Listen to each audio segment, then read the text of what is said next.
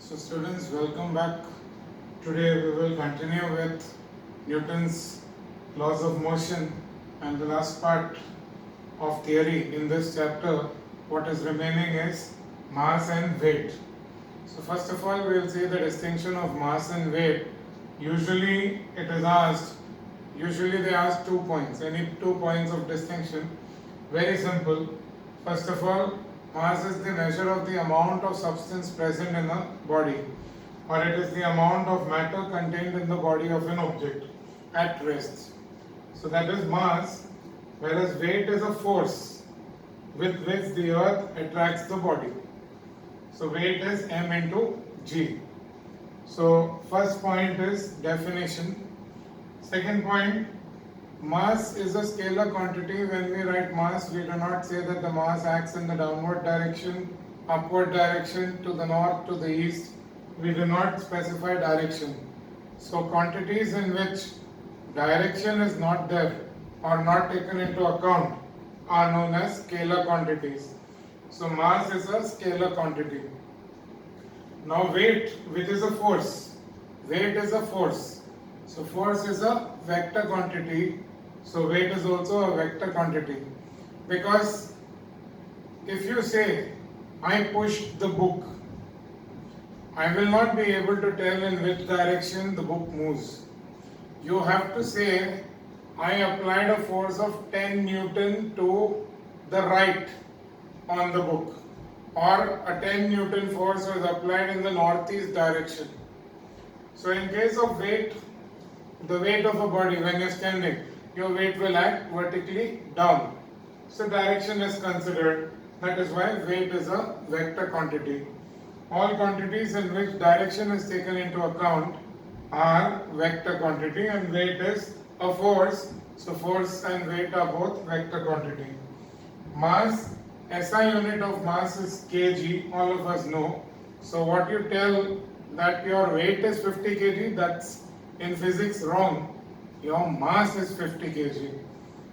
In SI, the unit of weight is Newton, because weight is a force. So the unit is Newton. Now you see the beam balance, that is what you see in any kirana shop. You will find two sides, there are two containers. One side they place the weight, and on the container they put the sugar or whatever you are buying, the quantity of that. So in that case, such a balance is called a beam balance. So beam balance is used to measure mass, whereas you have a weighing machine which is maybe a bag in the airport. Of course, in airports they have digital weighing machines, but a bag you can suspend it. Usually you find it with the raddiwala. He brings it when he comes to weigh the newspapers which you may sell it to him. Old newspapers which you give the raddiwala, he brings a spring balance. That spring balance is used to measure weight. Now mass of an object is fixed, it does not change from place to place. So if your mass is 50 kg on earth, your mass on moon is also 50 kg. It will not change. It remains the same. Whereas weight, the formula for weight is mg. M is mass and g is acceleration due to gravity. Now due to the fact that g varies from place to place, we have seen that g is maximum at the poles, minimum at the equator. When you go inside a mine, it decreases. When you climb up a mountain and go up a hill station, g will decrease. So if g decreases, weight will also decrease. So weight varies from place to place.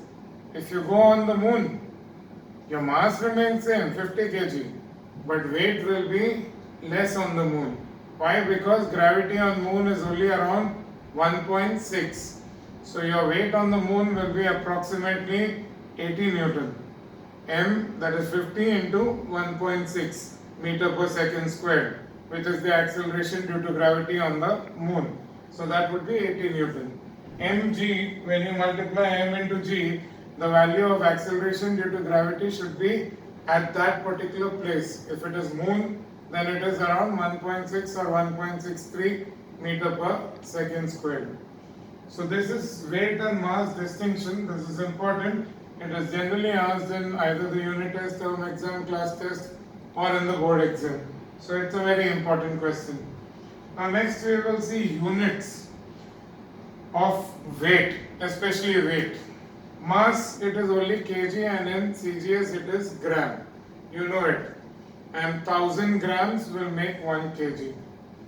But weight, it is not just Newton and dyne, it's a force. It is not just Newton and dyne. Newton and dyne is the absolute units. Absolute units of weight are Newton in SI and dyne in CGS. This we had already seen in Newton's second law, where we had written the relation between 1 Newton is 10 raised to 5 dyne. We had seen that relation, and that relation I had told it has been asked in board exam, so it is important. So 1 Newton and dyne, that is the absolute units of weight or force. And we had also defined what is 1 Newton and what is 1 dyne. So those definitions are also important. We had written F is equal to ma. So 1 Newton is the force which produces an acceleration of 1 meter per second squared on an object of mass 1 kg. So that was mentioned, and that was the unit of force. Newton, and CGS unit is dyne. But now there is something known as gravitational units of weight. Very simple. The SI or MKS system extension is called SI. MKS is actually what in chapter 1 you learn, meter, kilogram, second. So that is MKS. But then that system was extended and SI system was formed. In SI system you had 7 fundamental units which you had learned, the table you had learned, in which candela, amount of substance, mole, all that is also there, then temperature in Kelvin, all that. So in SI or MKS system it is KGF. KGF stands for kilogram force. So now what is the definition of 1 kgf? 1 kilogram force is the force due to gravity on a mass of 1 kg. So it's the force due to gravity on a mass of 1 kg, and let's see how it relates with m. So if the mass is 1 kg, then the weight also remains same, 1 kgf. So you are only adding one word there, one alphabet there, the values remain the same. 1 kg is 1 kgf. I have not converted it into Newton. I am writing mass 1 kg, weight 1 kgf, and same way mass 5 kg, so weight 5 kgf. So that is what is being written. So this is mass. So if the mass is 5 kg, then weight is also 5 kgf. Now we will see the relation between mass in kg and weight in Newton. In that case, you will be using the formula weight is m into g. Now these relations between kgf and Newton, or the relation between gf and dyne, they are important. So we need to know the relation, and we have to sometimes use it in our sums. After I finish this, we will be doing the remaining sums. So first we will see the relation between kgf and Newton. Mass of an object, if it is 1 kg, even previously just before this I had said then weight is 1 kgf. Mass 1 kg, weight 1 kgf. Only one letter or one alphabet has been added. Weight, if you want to express it in Newton, then this number, this mass, has to be multiplied by g in the corresponding system. So if weight is 1 kgf, then mass 1 kg into value of g in SI system on earth. If you're here, obviously this is considering it on earth. So it is 1 into 9.8. So 1 kgf is 9.8 kg meter per second squared, but kg meter per second squared is called Newton. So 1 kgf is 9.8, and instead of 9.8 sometimes you are given g's value as 10.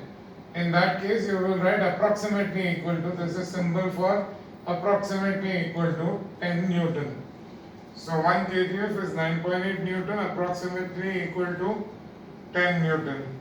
So the definition of 1 kgf, 1 kgf is the force of gravity on a mass of 1 kg. So 1 kgf is a force. So first of all you should know kgf is unit of force. So 1 kgf is the force of gravity on a mass of 1 kg. Then you have relation between gf and dyne. Now the mass of an object is 1 gram. Then the weight of the object is 1 gram force, gf. So the number remains the same, only the thing you have added f and you call it as gf. So mass 1 gram means weight 1 gf. Now to find the weight in dyne, you have to use the formula weight is mg. So weight is 1 gf, mass is 1 gram, and g's value in cgs is 980 centimeter per second squared. So 1 gf will be 980 gram centimeter per second squared because it is gram into centimeter per second squared. But gram centimeter per second squared is called dyne.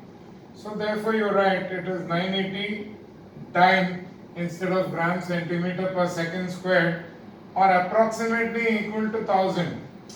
Why 1000? You may be telling that there is such a lot of difference, 980 and 1000. It is not that way. It is like, what is g? If g is 9.8 meter per second squared, then how many centimeter per second squared will it be? You will have to multiply this by 100. So it will become 980 centimeter per second squared. So because g's value is, when it is multiplied by 100, 9.8 becomes 980.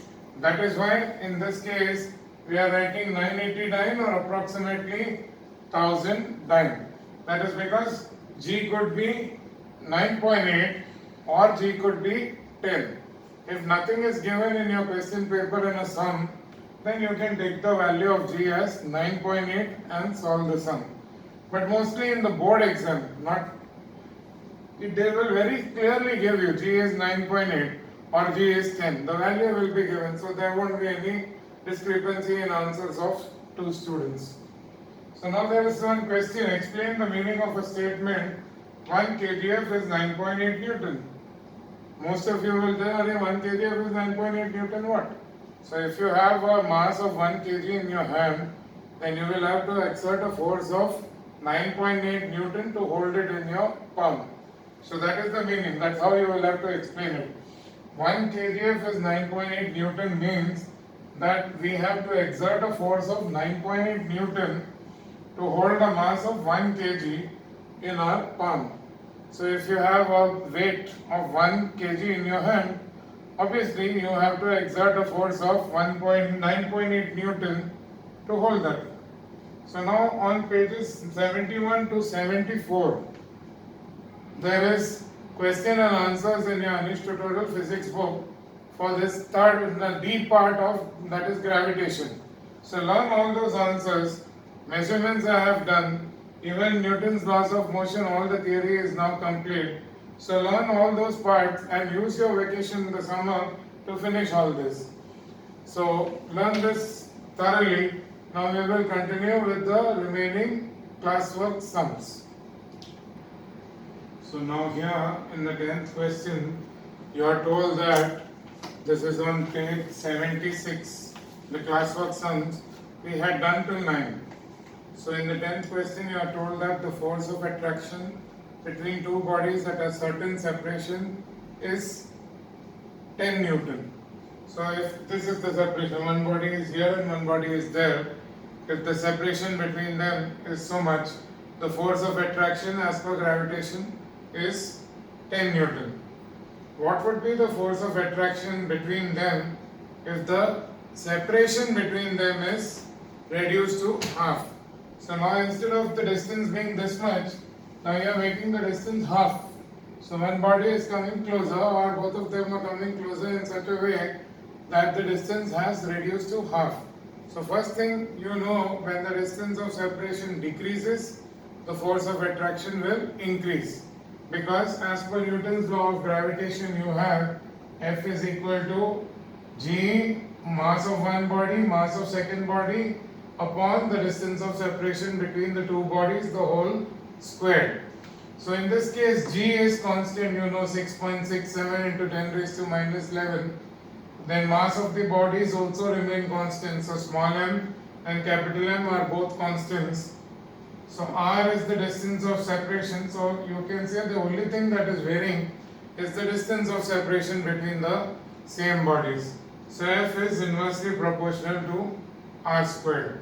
So therefore, let's say that the original distance was x. R1, this instead of R we write it as R1 is equal to x. Is the original distance of separation between the two bodies, maybe the length of this board. After that, it is given R2 is x upon 2. It has been reduced to half the original length. So now the bodies are at this distance instead of original x. Now it is x upon 2. The distance has reduced to half. So because f and r are inversely proportional, therefore you will write f1 upon f2. f1 is on top, so r1 will come at the denominator on the other side. And f2 is at the bottom, so r2 will come at the numerator. And it will be whole squared because it is r squared. So f1 upon f2 is r2 squared upon r1 squared. So f1 is already given that the original force was 10 newtons. Then f2 is the new force after you have made the distance x by 2. So r2 is x upon 2 the whole squared and r1 is x squared. So from that you get 4 will come at the denominator, x squared and x squared will get cancelled. So when you cross multiply, you will get f2 is 40 newton. That means, as we told, originally the distance was more. So force of attraction is only 10 newton. When the distance is reduced, it is made half. The new force of attraction obviously increases. It becomes 40 newton. So sometimes what happens is that even though this value is given and you are given the distance of separation is half, some students write the force of attraction increases. You won't get any marks for that. You have to show, it's a numerical, you have to show how much the new force of attraction becomes. So that is what is expected to be shown. Next question is just very easy. They've just given you mass is 12 kg and the acceleration due to gravity is 10 meter per second squared. You are asked to find the weight. So obviously it is mg or 120 newton. Newton because both are in SI. Kg into meter per second squared will give you answer in Newton. Same thing in the next sum.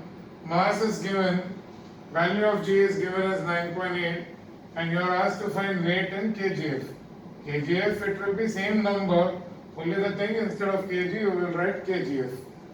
And weight then is mentioned mg, so it is m into that is g. So it is m into g or m into 9.8. So it is m into 10 into 9.8 or 98 Newton. That is because you are asked second part to find the same mass in Newton. You have to find the weight in Newton. So we will continue with the next one. See now in the question number 13 you are given that the weight of an object is 98 Newton. And the value of g is given 9.8 meter per second squared. So these two things are given in the question and you are asked to find what is the value of mass m. So you will use the formula weight is equal to mg. Substitute the values of weight and g. So mass you will get it as 10 kg.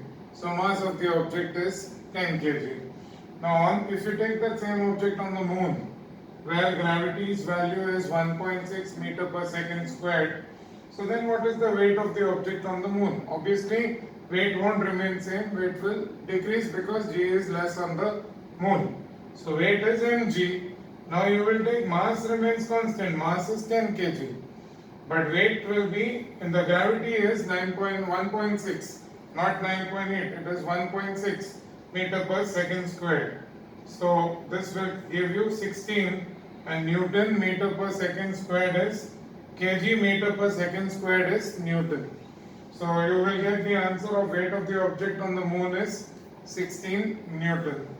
Now the next sum, you are given mass of the object is 5 kg and you are asked to find the weight. Weight is m into g So it is 5 into 9.8 or 49 Newton. So what is the assumption made in this particular sum? That is also asked. So in this particular sum, the assumption made is that the value of G at that place is 9.8 meter per second squared. To find the weight is simple, and the assumption is it's based on the fact that the value of G is 9.8 meter per second squared. Now what we will do is we will write down the three equations of motion with respect to gravity, because now the next few sums will be based on gravity and acceleration due to gravity. We have not done the three equations of motion because we have not done chapter number 2 yet. So now we will see the three equations of motion, and once I finish this, I will do the numericals and the part with respect to that in chapter 2 next time. So we will continue with that because that's the way it happens in school also.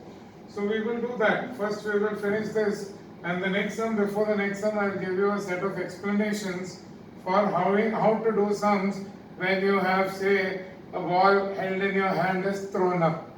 So in that case, what you will have to take and what. So that all values and the three equations of motion we will write.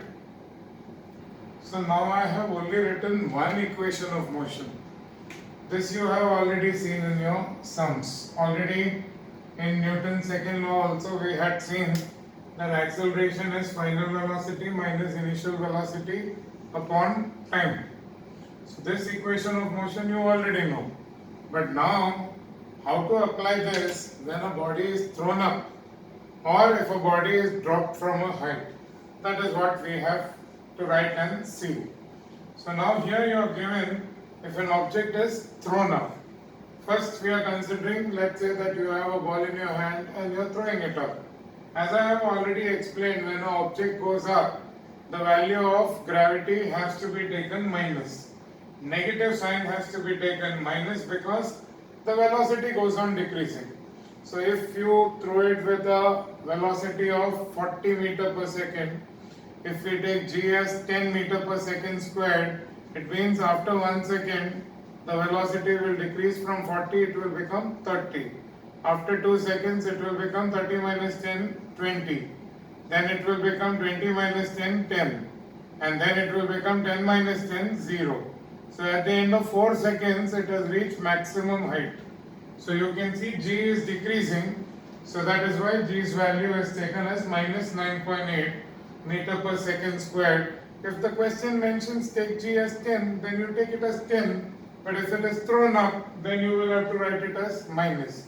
If the body is thrown up and if you write G as plus, your answers will go wrong. Because G is decreasing, therefore, only if you take G as minus will the final velocity be lesser than the initial velocity. Now, at the maximum height, when the ball reaches maximum height, what will be the final velocity? It will be 0. So this is what you have to keep in mind when an object is thrown up. Initial velocity is maximum. As it goes up, G is minus 9.8 meter per second squared. Velocity is decreasing. At maximum height, velocity will become 0. So now if the object is thrown down, if it is just dropped or thrown down, there are two different things. If you throw an object down, initial velocity will not be 0. It will have some value that will be given. It was thrown with a velocity of 5 meter per second or whatever. But when you tell that you have dropped an object down, that means you have just left it. You have not used force. You have just released it. In that case, initial velocity will be 0. Now as it falls down, the velocity goes on increasing. So when the object is falling down, G has to be taken as positive. So we take A, we write it as G and take it as the positive value, that is plus 9.8 meter per second squared. So positive because velocity increases as the object falls down. In this case, if the body is dropped from the height, I told you if it is just released, then take initial velocity as 0. Initially the body is just released. Dropped, the word means it is having initial velocity 0. And as it comes down, the velocity increases. So just before it strikes the ground, the velocity of the object will be maximum. V will be maximum, that is final velocity will be maximum. So it is reverse to what happened when it was going up. When you threw it up, initial velocity was maximum, final was 0, g was negative. When it is dropped down, u is 0, g is positive, and when it falls at the ground, the final velocity will be maximum.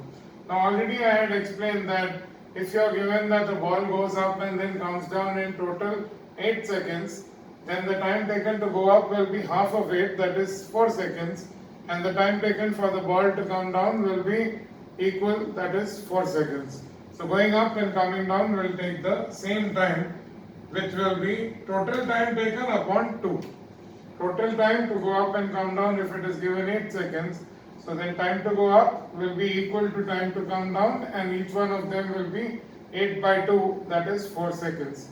So now we will write and see the other two equations of motion also, because we may not be able to solve all sums using only one equation of motion. Please note, all these equations of motion you use only if there is something called acceleration. If there is no acceleration, then we have only one formula which we learned in 5th standard. That is, distance is equal to speed into time. In those cases, the object is supposed to move with a uniform or constant speed. If the speed is changing, means there is acceleration. So we will write down the remaining two equations of motion. So in this equations of motion, I told you there are two more equations left. So the second equation is S equal to ut plus half at squared. S stands for the distance travelled by the object. So in this case, S stands for distance travelled by object. U of course means initial velocity. Time, T is time taken.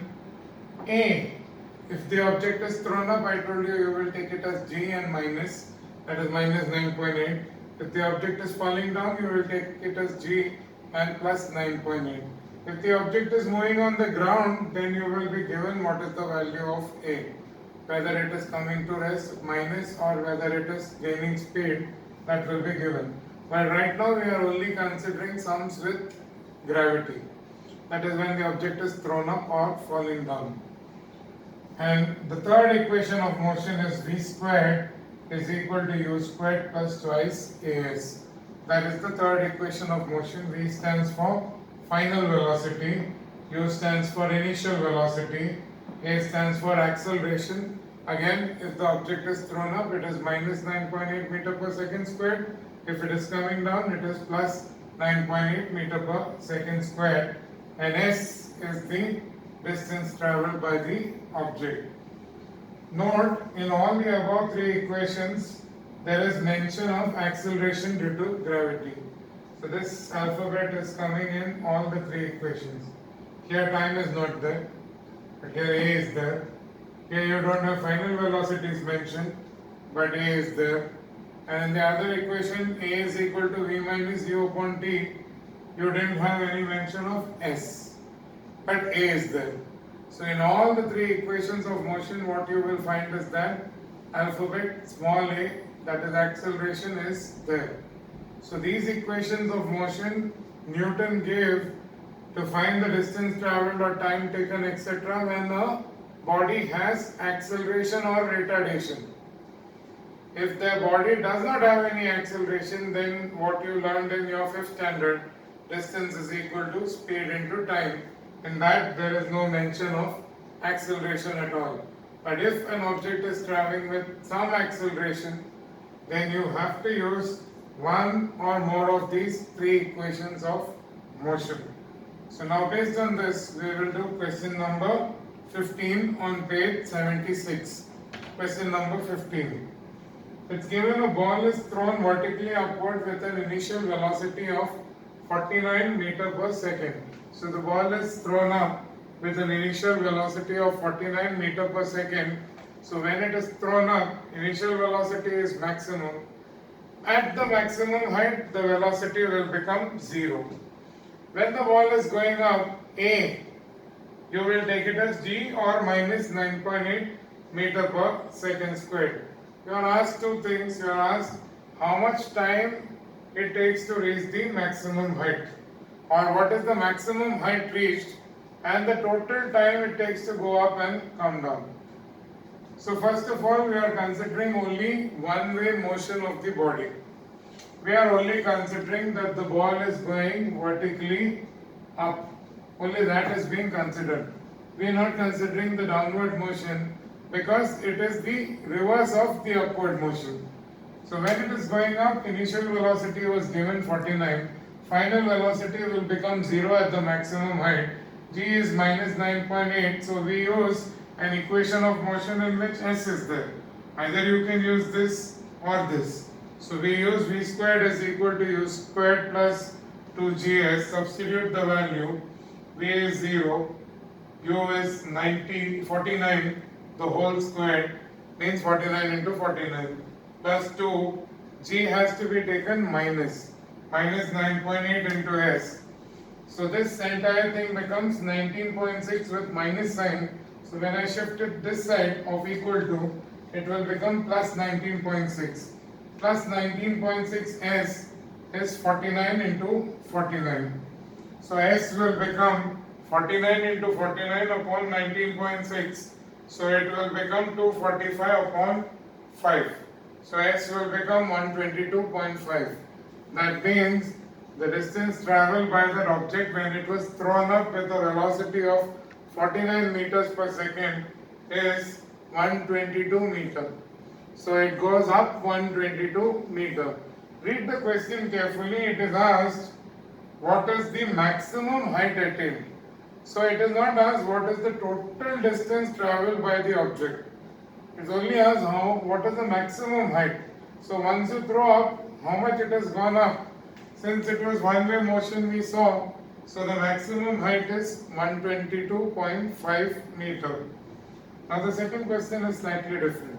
They are asking you what is the total time taken for the object to come back to the ground before it reaches the ground again. So first we are taking only one-way motion, that is the object is going up.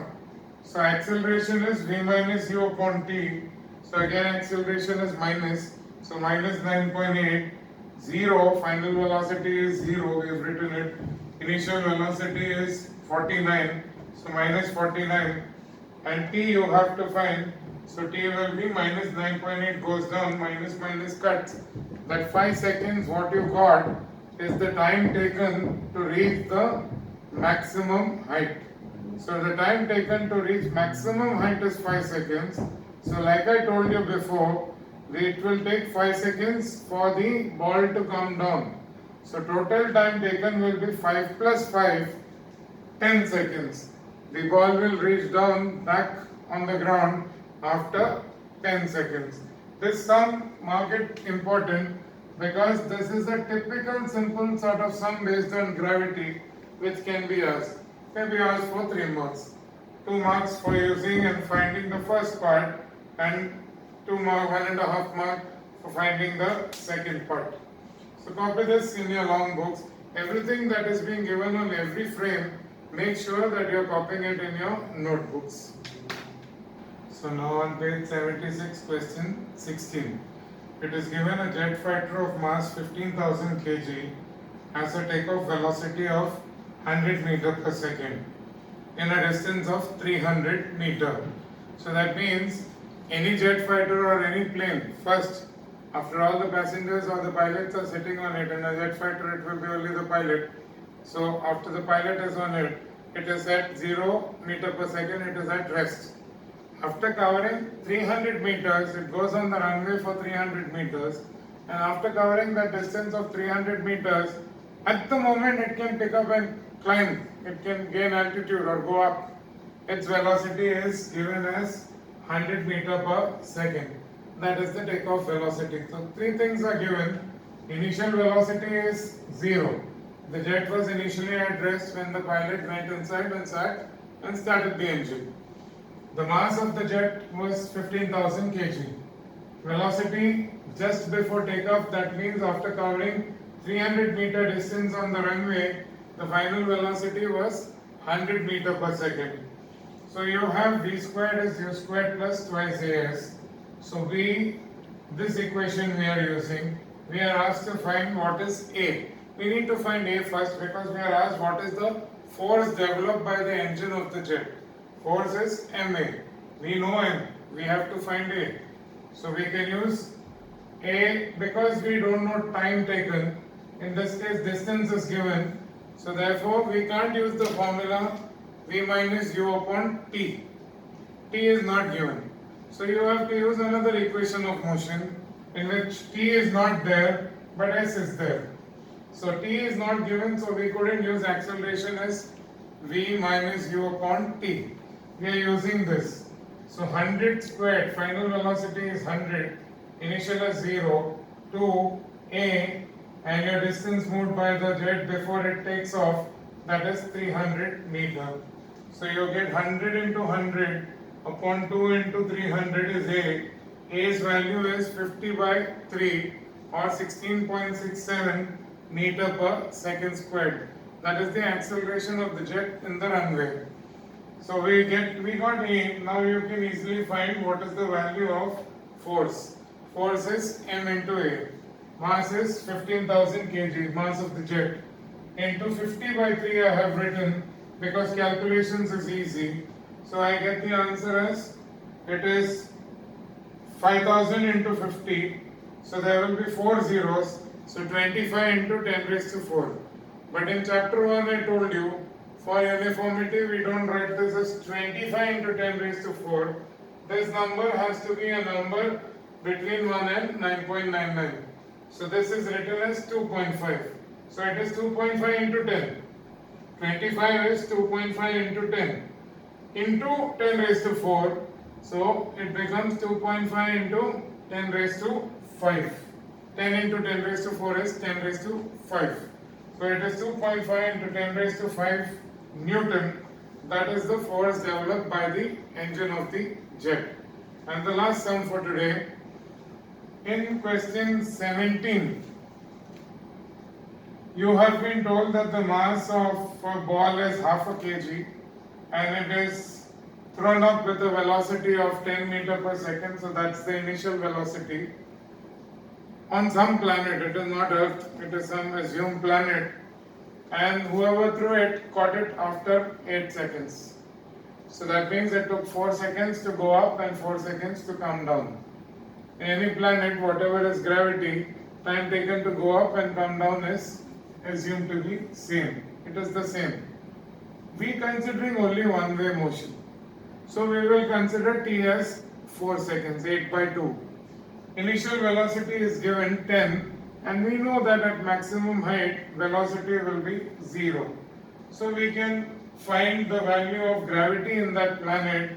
A is equal to v minus u upon t. Instead of A we are writing g.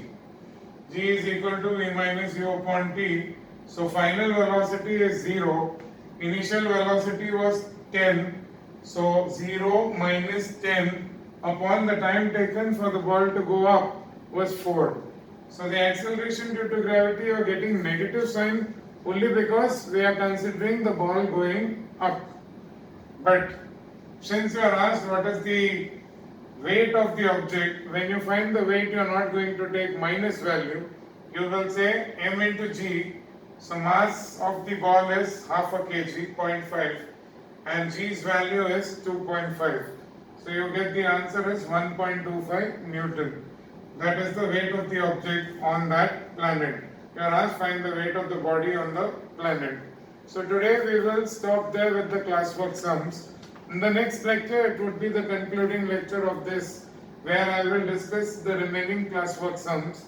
Now you have some very few homework sums for next lecture. That next video may be posted next Saturday evening, that is on the 16th evening today. So this homework for next week, physics homework, on page 78 and 79 you can do, on pages 78 and 79 you can do question 7 to question 12. You can go through this classwork and try the homework sums based on the classwork sums. If there is any doubt, you can send me the question number in which you have a doubt. In the next video, send it by next Friday. So then I will clarify that doubt in the next video. So we can solve that in the next. So the next video will be the concluding video of Newton's 3 laws. And that is Newton's 3 laws and gravity. Bye students, have a safe week.